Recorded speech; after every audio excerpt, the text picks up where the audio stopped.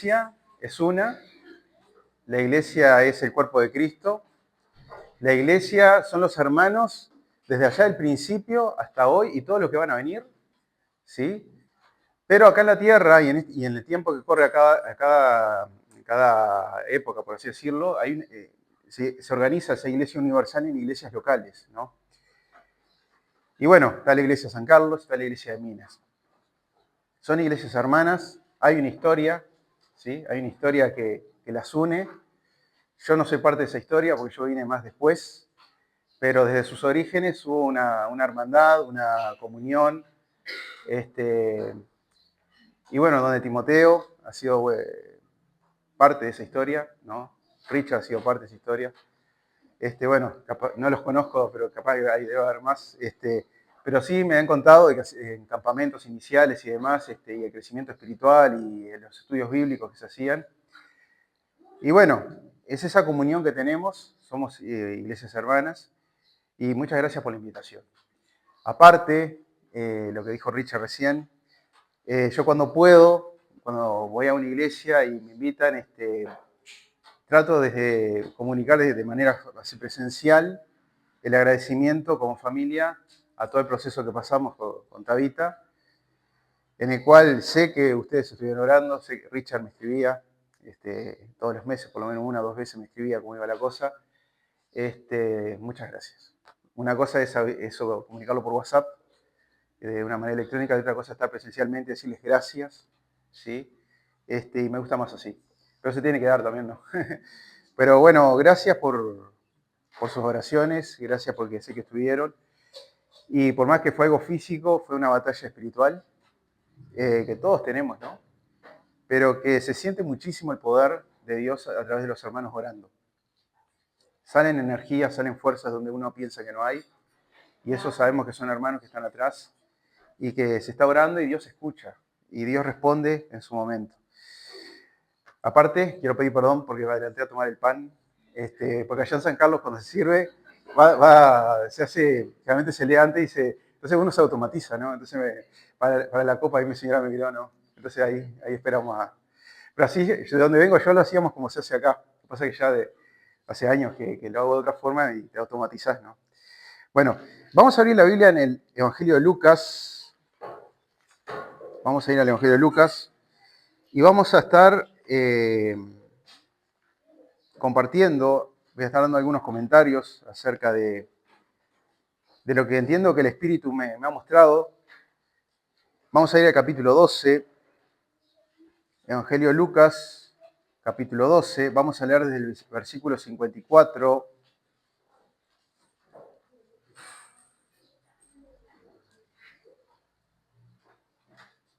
Sí, espero que lleguen ahí.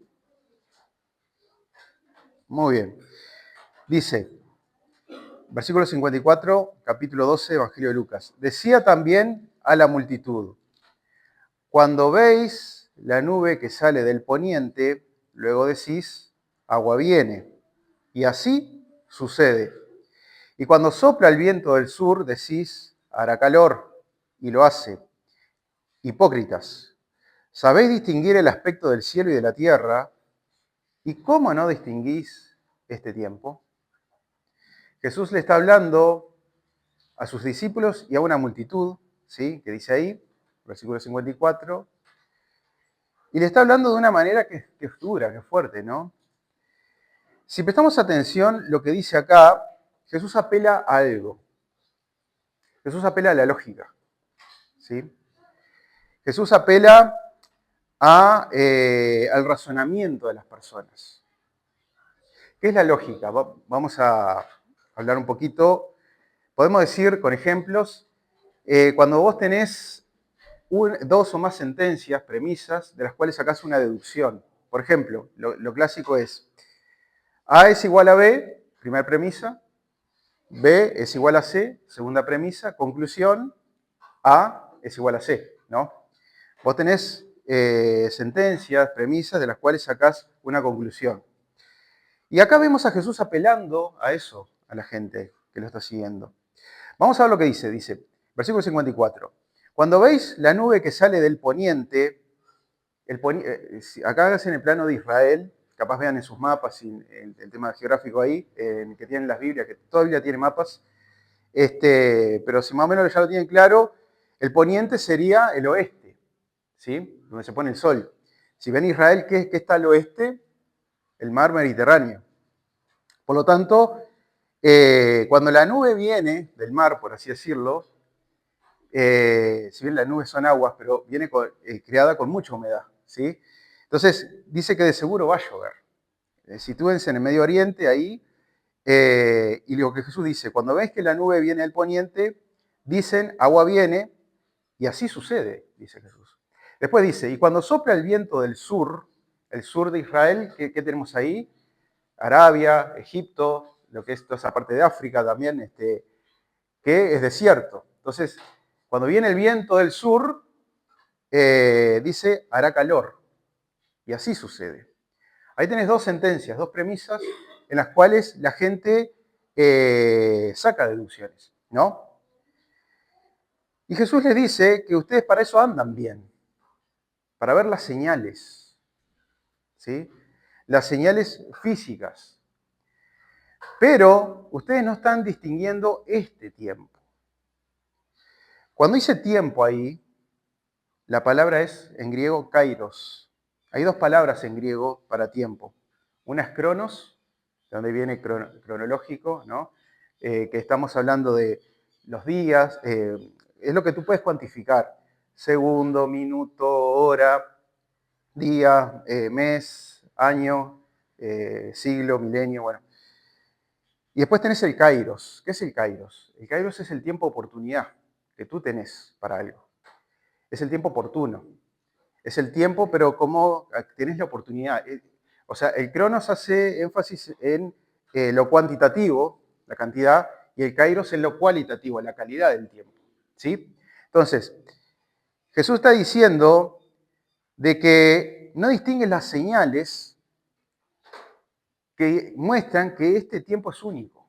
Hay una oportunidad para esta gente que lo estaba oyendo, que tenía, y que ellos no la estaban distinguiendo. ¿Sí? Por eso eran hipócritas en ese sentido. Hipócrita que decir doble cara. O sea, estás bien para esto, pero no estás bien para esto otro. En ese sentido, ¿no? Ese tiempo, Kairos, es un tiempo en el cual es un tiempo oportuno y andás a ver si eso se va a volver a repetir, esa oportunidad. Es un tiempo que tú lo tenés que aprovechar. Si lo tenés que aprovechar al máximo. Tenés que estar alerta. No te lo podés perder. No te lo podés perder de ninguna manera. ¿Sí? Y Jesús apela a la gente diciéndole que hay señales que ustedes no la están viendo y están perdiendo un tiempo que es único. ¿Cuál era el tiempo único? El tiempo de que Dios estaba visitando a Israel en el Señor Jesucristo. ¿Sí? Dios estaba visitando a su pueblo. Eso en primera instancia, porque esto se dijo a una audiencia original que fue esta, de este pueblo. Pero eso aplica para nosotros, para todos nosotros, y eso aplica para la humanidad en su conjunto. Hay un tiempo. Entonces, yo lo que les invito, porque vamos a ir avanzando, es que ustedes, esto lo hago allá en nuestra congregación también, en sus mentes, imagínense, háganse una caja mental, abran esa caja y metan la palabra tiempo oportuno y la cierren, ¿sí? Y que quede ahí. Porque vamos a ir arrastrando esa idea y lo vamos a seguir utilizando a lo que es el tiempo de calidad, el tiempo oportuno, ¿sí? Después sigue diciendo ahí en el versículo 57, dice, ¿por qué no juzgáis por vosotros mismos lo que es justo? Cuando vayas al magistrado con tu adversario, procura arreglarte con él en el camino. No sea que te arrastre al juez y el juez te entregue al guardia y el guardia te meta en la cárcel. Te digo que no saldrás de allí hasta que hayas pagado aún la última blanca. ¿Sí? Jesús a esa misma audiencia que había escuchado lo anterior, de que hay un tiempo oportuno, ¿sí? Sigue comunicando otra cosa que aparentemente uno puede decir que tiene que ver con lo otro, pero está todo entrelazado. ¿Sí? Jesús le apela diciéndoles, ¿por qué no juzgáis por vosotros mismos lo que es justo? Y pone un caso de ejemplo ahí.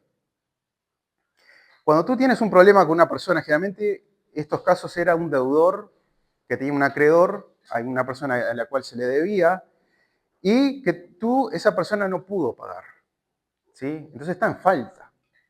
Entonces, ¿qué pasa? ¿Eso dónde va a terminar? Va a terminar mal. Entonces, Jesús aconseja en este ejemplo que pone de que cuando vayas al magistrado y ya estés en la parte final ahí, cuando estás en el camino, trata de arreglarte con él, ¿sí? O sea, está diciendo, hay un tiempo ya que se termina, que es único, que no lo puedes perder, que tienes que arreglar las cosas. Hay un tiempo para arreglar las cosas. Hay un tiempo oportuno. Abrimos la caja y sacamos la palabra tiempo oportuno. Hay un tiempo oportuno para hacer las cosas. Jesús está diciendo, ser rápido, ¿sí? No tienes tiempo que perder.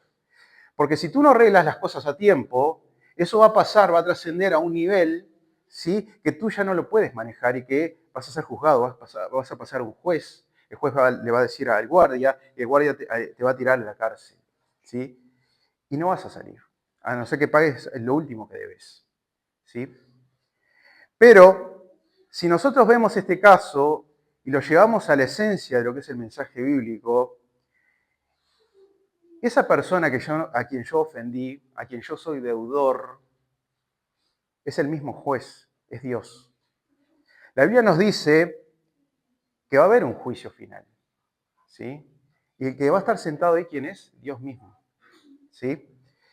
¿Saben? Mucha gente puede decir,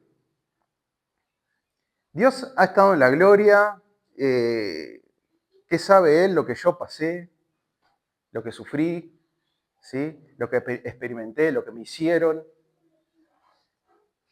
La Biblia en el Evangelio de Juan dice, Jesús dice, que el Padre todo el juicio se lo dio al Hijo. Cuando esas personas vean a quien va a juzgar es el Hijo, que es Dios, van a ver que ese Dios que bajó de la gloria, se bajó de la gloria, abandona la forma de Dios, ¿sí? Y vino y experimentó la miseria humana. No solo que tuvo hambre, que tuvo sed, ¿sí? No solo, perdón, que no tuvo un lugar donde recostar su cabeza, o sea, no tenía casa, sino que experimentó la traición, ¿sí? Experimentó la soledad cuando el padre mismo lo abandona, los suyos lo abandonan, lo principal es que el padre lo abandona en un momento, ¿sí? Experimentó, y quiero decir esto, experimentó el abuso, ¿sí? ¿Saben? Cuando para un judío descubrir la desnudez era sinónimo de un abuso, de algo sexual, ¿sí? Ver la desnudez de otra persona. Si ven el Levítico, si ven el Antiguo Testamento, había normas que no podías ver la desnudez de tu padre, que no podías. Cuando tú ves a Jesús, si lees en Mateo, dice que a él le sacan la ropa, los soldados le arrancan la ropa. Y yo siempre digo, ¿cómo te sentirías tú si alguien por la fuerza te desviste? ¿Sí? Te sentís abusado. Y en Mateo dice que la guardia, cuando él está, van todos a verlo. Los soldados que estaban ahí, todos, van a verlo. ¿Sí? Después lo ridiculizan poniéndole otra ropa, como haciendo que es un rey, la corona de espina y demás. Pero él fue despojado de sus ropas. Experimentó todo eso. Experimenta también lo que es la angustia y lo que es la depresión, Jesús. Porque Jesús dice, angustiada está hasta la muerte mi alma. ¿Sí? En un evangelio paralelo, Juan dice, eh, está turbada mi alma. ¿Turbada qué quiere decir? Es como el agua turbia, es cuando imagínate un charco ahora que ha llovido, vos ves el fondo, vos ves todo bien, pero tú lo pisás y se desprende del fondo y ya se quedó turbio, ¿no? Quiere decir que está contaminado, que hay una mezcla. Cuando está turbado ahí, en el griego quiere decir que hay una mezcla de emociones que tenía Jesús, porque a Jesús lo vemos como Dios y Jesús es Dios. Pero no debemos olvidar que Jesús es hombre, ¿sí? Y que como hombre experimentó lo que es el instinto de la supervivencia. Porque él sabía que venía la cruz, él sabía que venía algo muy duro, y la humanidad te tira a defenderte y a ir por lo tuyo, ¿sí? Pero ¿cómo vence Jesús diciendo, Padre, hágase tu voluntad y no la mía? Se crucificó a sí mismo, se negó a sí mismo, ¿sí? Lo que Jesús enseñó, él fue maestro, él lo practicó, ¿sí? Y es nuestro ejemplo a seguir. Por lo tanto, quien va a juzgar es el Padre le da el juicio al Hijo, ¿sí? Y ante el Hijo nadie va a tener una objeción de decir, tú no pasaste esto, porque él experimentó la miseria humana. ¿Sí? Él la experimentó, pero no fue movido a pecar, porque el amor al Padre era superior a todas las cosas, y eso lo mantuvo alineado con la voluntad de Dios siempre. Volviendo a esto, a este pasaje, Dios es el juez. Y hay un tiempo en el cual la humanidad puede arreglar las cosas. Hay un tiempo oportuno en el cual la humanidad puede arreglar sus cosas con Dios. ¿Sí? Cuando estás en el camino. ¿Sí? Aquí en la tierra estás en el camino.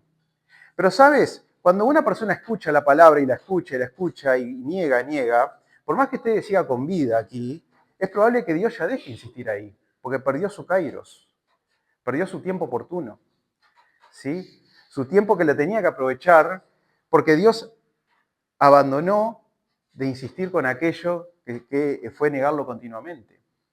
Yo siempre oro que Dios, el Espíritu, cuando oro por alguien, que se le ha hablado, que el Espíritu no deje de golpear, ¿sí? Que tenga misericordia y que siga intentando. Vamos a ver eso un poquito más adelante ahora. El punto es de que Jesús les dice de que, bueno, ahí pone el ejemplo ese del magistrado. El magistrado era como un funcionario, un principal de lo que sería a nivel jurídico de aquel tiempo. Cuando vayas con ese funcionario, el juez es el que pone la sentencia, que la ejecuta, después es el guardia, y es como un proceso en cadena que empieza, ¿no? El punto es que hubo un tiempo en el cual pudiste arreglar y que no pasara a mayores, ¿sí? Pero el versículo 57, si prestamos atención, dice, ¿por qué no juzgáis por vosotros mismos lo que es justo? Está diciendo, arréglenlo donde hay que arreglarlo, que no pase a mayores, ¿no? ¿Sabes? Para juzgar lo que es justo, el juicio tiene que empezar por mí. Si yo quiero juzgar en algo justamente, yo tengo que ver mi parte, ¿sí? ¿Por qué no se llega a un acuerdo en estos casos? Porque cada uno ve lo del otro y juzga al otro, ¿sí? Y ve lo del otro y acusa y entonces y no reconoce lo que hizo y ese orgullo lo endurece y termina donde tiene que terminar, ¿sí? En el juez. Pero si hay humildad y hay reconocimiento, ¿sí? Y realmente se busca la verdad implica que yo me tengo que ver a mí mismo qué es lo que soy y qué es lo que hice, y si debo o no debo, y en qué estoy en falta. Y eso empieza en cada uno de nosotros, en la humanidad, con aceptar lo que Dios nos dice. ¿Sí? Y lo primero que sabemos que Dios nos dice es que somos pecadores. Y está el problema de la gente. El orgullo impide reconocer el diagnóstico que Dios hace de mí. ¿Cómo se arregla esto? Con arrepentimiento. Lo vamos a ver eso ahora después. Pero vamos a seguir leyendo. Nos dice el capítulo 13, versículo 1. En este mismo tiempo estaban allí algunos que le contaban acerca de los galileos, cuya sangre Pilato había mezclado con los sacrificios de ellos. Respondiendo Jesús les dijo, ¿pensáis que estos galileos, porque padecieron tales cosas, eran más pecadores que los demás galileos? Os digo, no. Antes, si no os arrepentís, todos pereceréis igualmente. O aquellos 18 sobre los cuales cayó la torre en Siloé y los mató, ¿pensáis que eran más culpables que todos los hombres que habitaban en Jerusalén? Os digo, no. Antes, si no os arrepentís, todos pereceréis igualmente. Bien, vamos un poquito al contexto de la historia ahí. No hay mucha luz acerca de esos dos sucesos que fueron trágicos, pero fueron dos sucesos que causaron una conmoción en la sociedad judía, ¿sí? De aquel tiempo. Se ve que la gente ahí como que quieren sacar a Jesús del tema y le salen con algo. ¿Te enteraste que Pilato era el gobernador romano que estaba en Judea? Ahí no se llamaba, en aquel tiempo no se llamaba Israel, era Judea, Samaria y Galilea. Eran colonias romanas, ¿sí? En Judea estaban principalmente los judíos, ¿sí? Samaria era una especie de híbridos entre judío y gentil, y los galileos eran judíos, pero eran más como brutos, y había también algo de híbrido también, digo, con otras etnias, ¿sí? Pero conservaban mucho más la esencia judía, obviamente que los samaritanos. Poncio Pilato, que es muy conocido por el tema de lavarse las manos, ahora tuvimos Semana Santa, y está el episodio donde se lo llevan a Jesús a Poncio Pilato y se lava las manos y demás. Era el gobernador en Judea, donde estaba Jerusalén, ahí. El centro espiritual, religioso, que tenía todo judío, el ombligo del mundo para el judío. Parece que habían unos revolucionarios galileos del norte, que Pilato los quería atrapar. Se ve que eran sediciosos, ¿sí?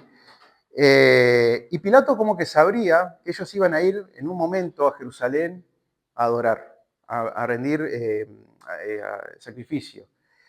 Aparentemente Pilato y la guardia los estaba esperando en el templo a la hora que ellos iban a ir a hacer el sacrificio, y parece que en el mismo momento que se iba a dar el sacrificio, ahí van los soldados y lo matan en ese momento, y hay derramamiento de sangre en ese lugar santo, ¿sí?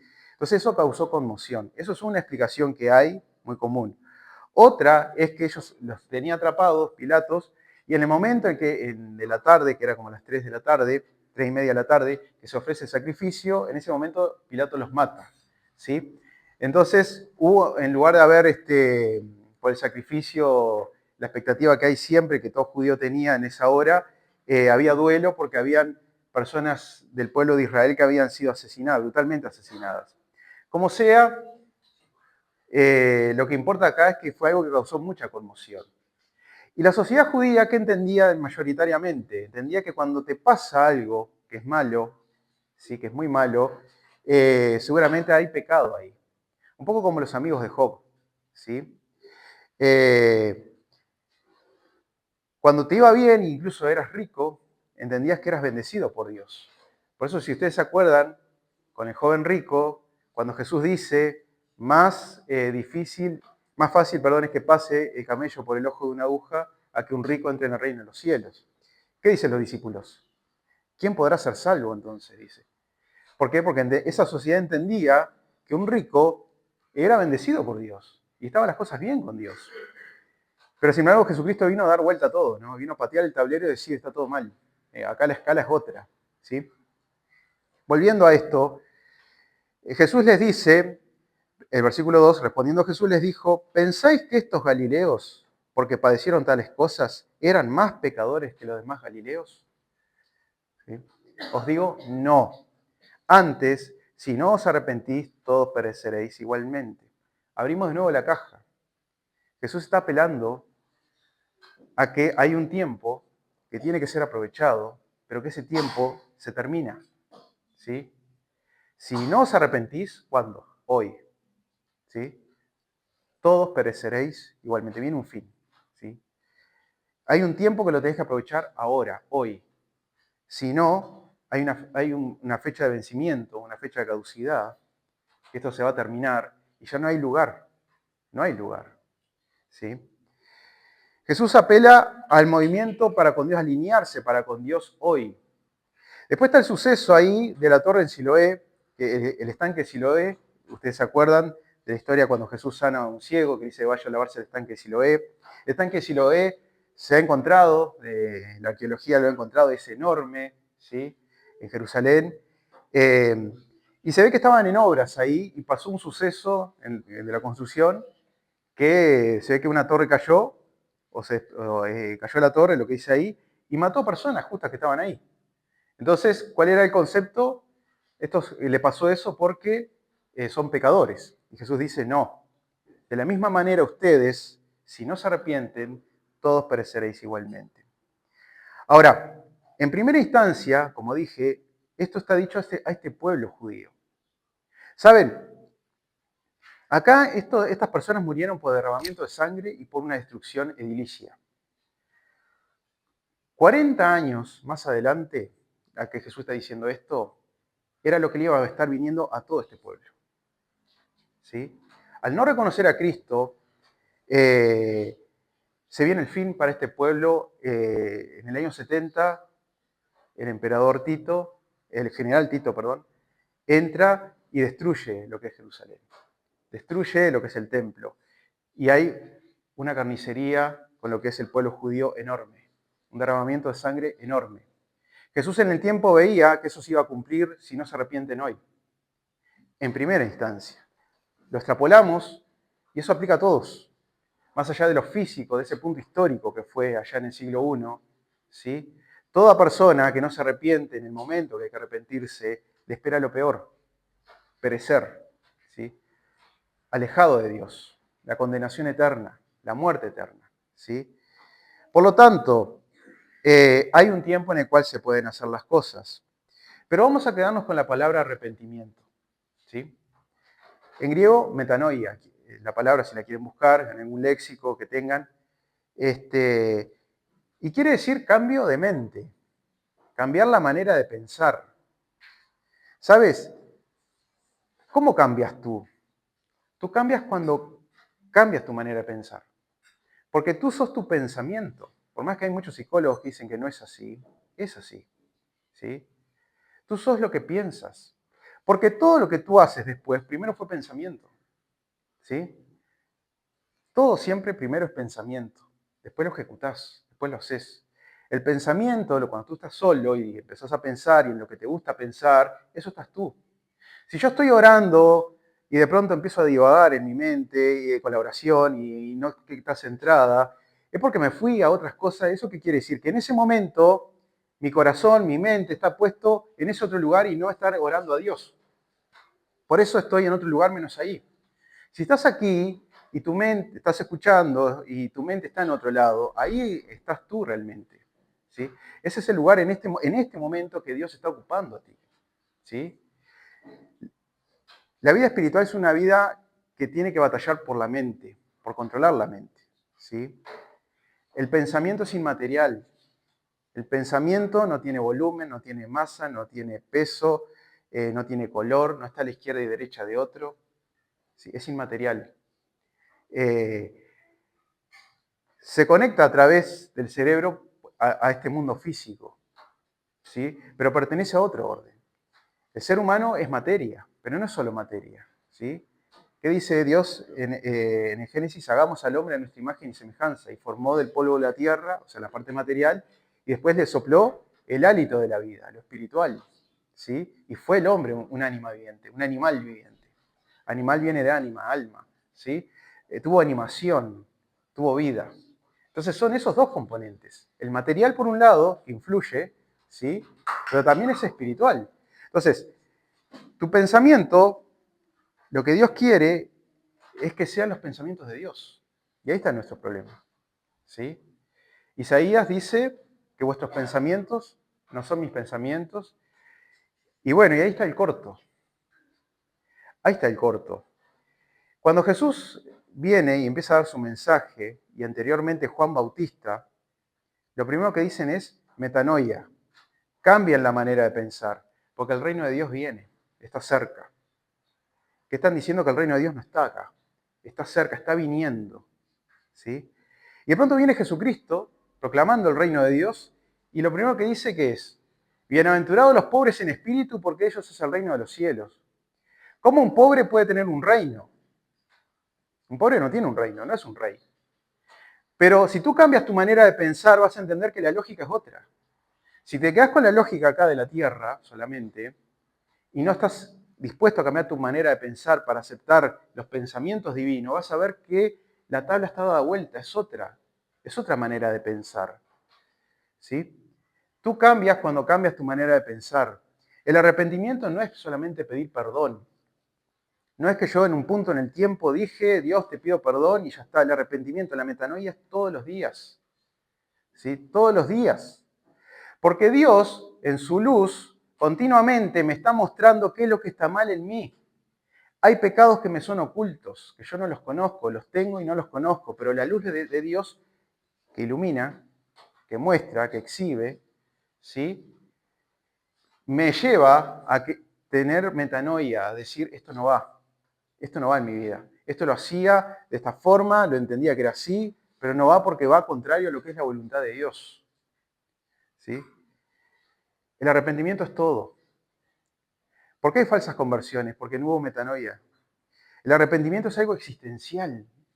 Es algo que cambia la esencia de tu vida, que vos realmente entendés que yo mi vida la viví de espalda a Dios, ¿sí? Pero yo de ahora en más quiero otra cosa.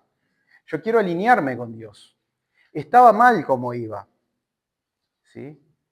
Ignoraba a Dios. Hacía lo que mi corazón, mi mente determinaba. Ahora, nos arrepentimos de pecados, que está bien. Aquel momento hice esto, aquel momento hice esto otro, aquel momento hice... Pero nos tenemos que arrepentir de el pecado, la esencia, el tronco, no ramas, sino el tronco y raíz, que sos tú mismo. ¿Sí? Cuando uno viene a Cristo, lo digo de otra manera, cuando Jesús iban los seguidores atrás de él, y muy al principio, si ven el Evangelio de Marcos, muy al principio, en un momento dice que las muchedumbres van detrás de él, Jesús se da vuelta y les dice, si alguno quiere ser mi discípulo, niéguese a sí mismo, tome su cruz y sígame. Estaba invitando a una muerte, porque la salvación, Dios nos invita a morir. ¿Qué va a morir? Nuestro yo incircunciso, nuestro yo que no le da gloria a Dios, nuestro yo pecador.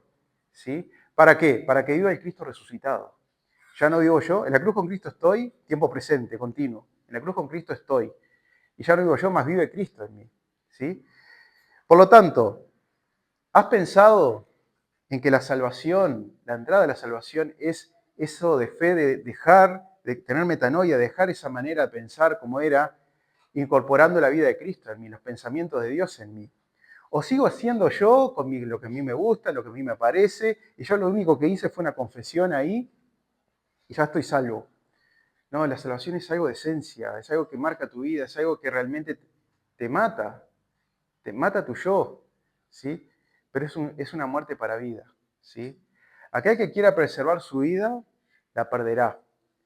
Y el que la pierde por causa de mí y del Evangelio, o sea, incorporar a Cristo, ese la salvará, para vida eterna la guardará. Entonces, la metanoia es lo que Jesús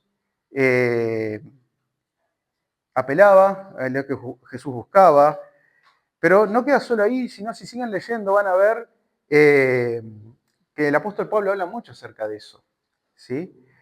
Y que Dios nos da una mente nueva, ¿sí? Dios nos da una mente nueva. Si tú tienes el Espíritu Santo en vos, la mente de Dios está en vos. Nosotros tenemos la mente de Cristo, dice el apóstol Pablo. Entonces, vamos a seguir. Si hay metanoia, si hay arrepentimiento, y eso podemos, si bien es algo que lo tenemos que hacer todos los días, pero es algo que generalmente mira hacia el pasado, si acá estoy mal, esto no puede ir más. Yo me tengo que proyectar hacia el futuro, ¿sí?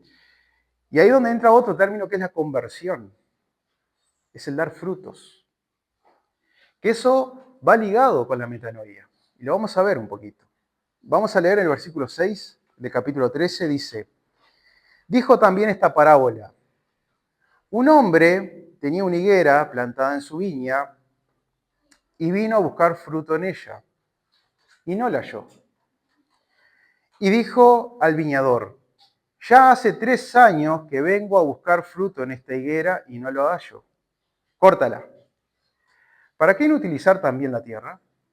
Él entonces respondiendo le dijo, Señor, déjala todavía este año, hasta que yo cabe alrededor de ella y la abone. Si da fruto, bien, y si no, la cortarás después.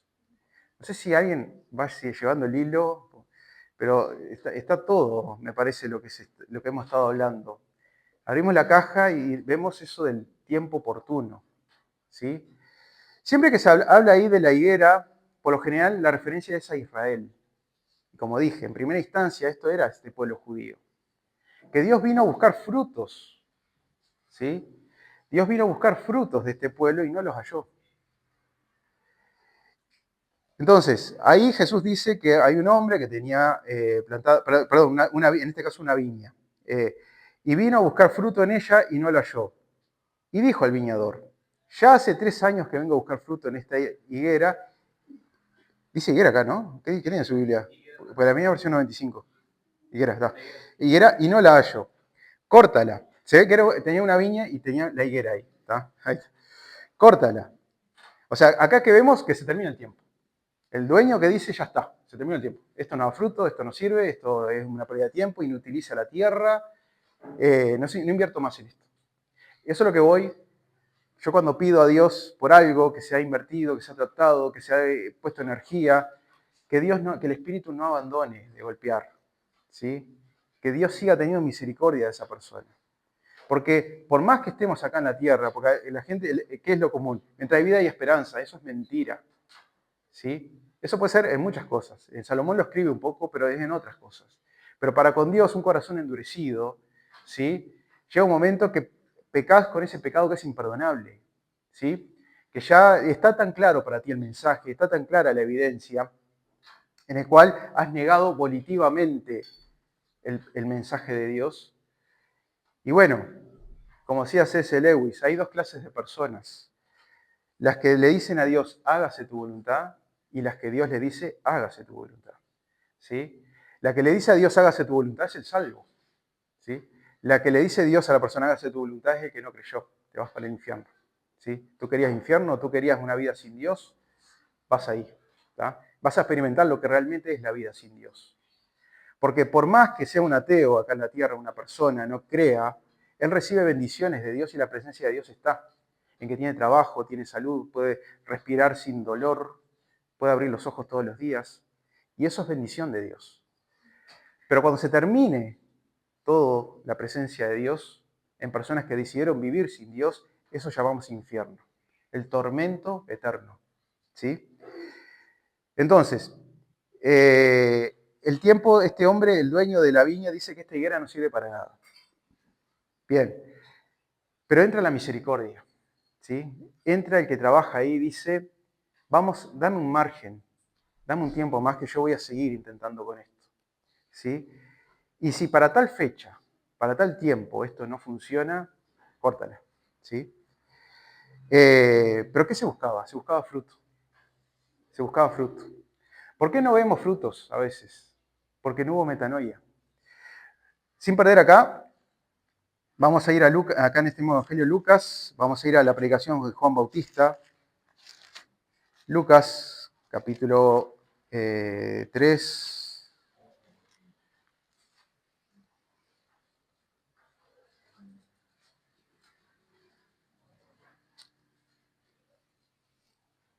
Nos dice el versículo 7, Juan Bautista le hablaba a las masas que salían de todos lados, y dice el versículo 7, capítulo 3 del Evangelio de Lucas, y decía a las multitudes que salían para ser bautizadas por él, generación de víboras, ¿quién os enseñó a huir de la ira venidera? Haced pues frutos dignos de arrepentimiento y no comencéis a decir dentro de vosotros mismos, tenemos a Abraham por padre, porque os digo que Dios puede levantar hijos aún de estas piedras. Perdón, Dios puede levantar hijos a Abraham aún de estas piedras. Paramos ahí.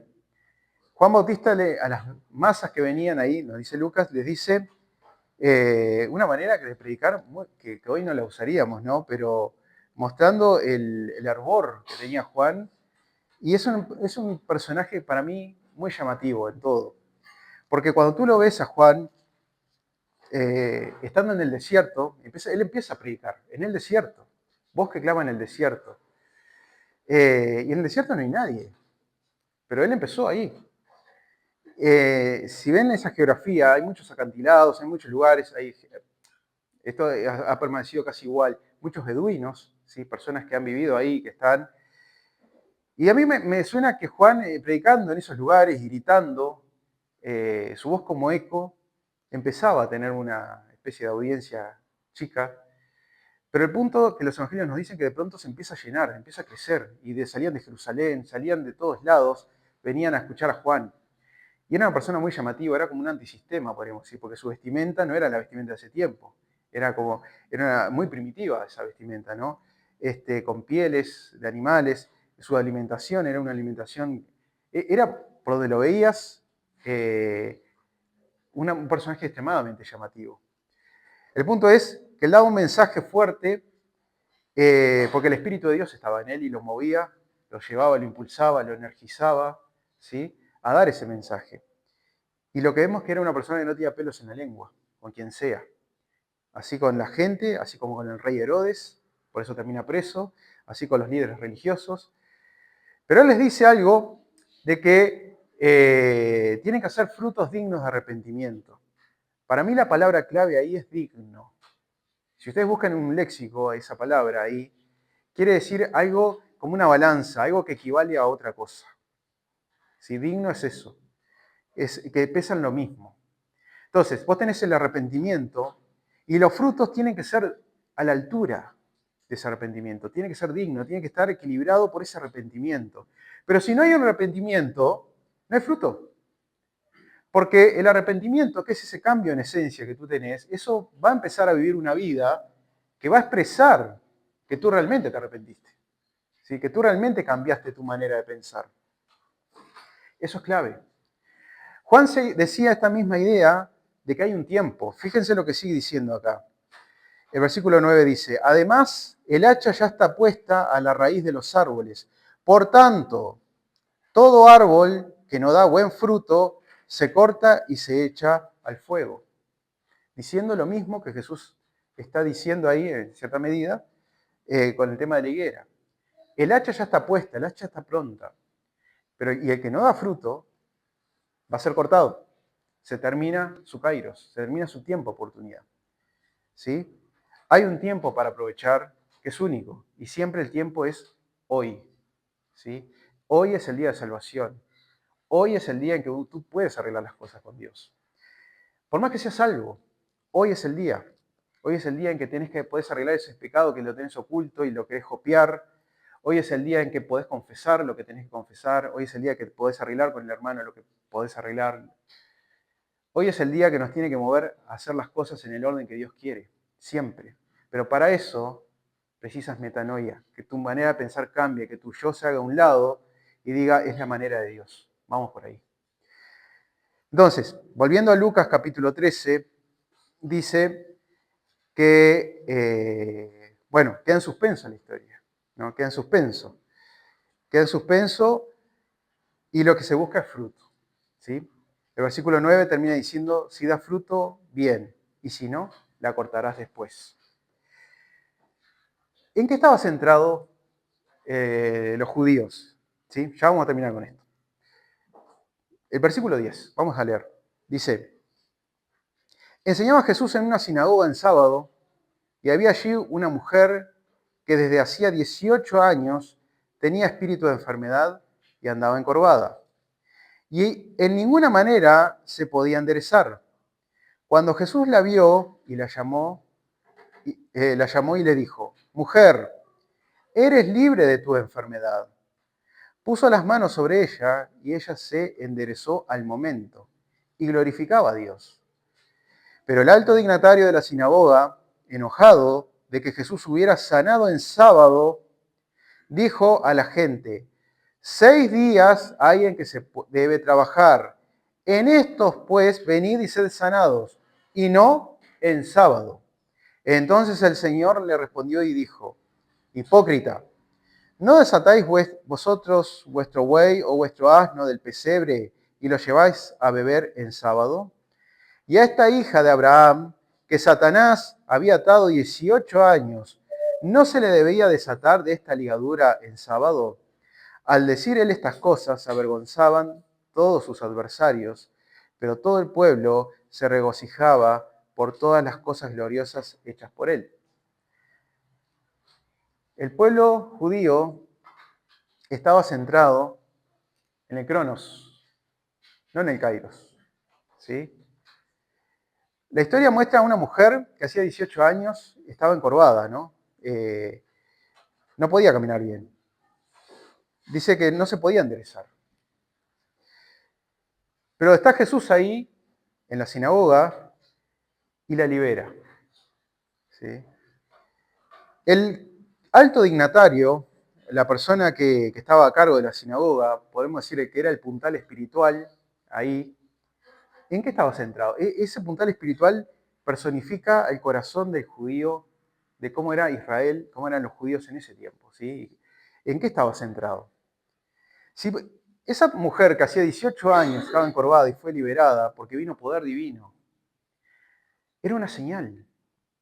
de que Dios estaba visitando a su pueblo. ¿Sí?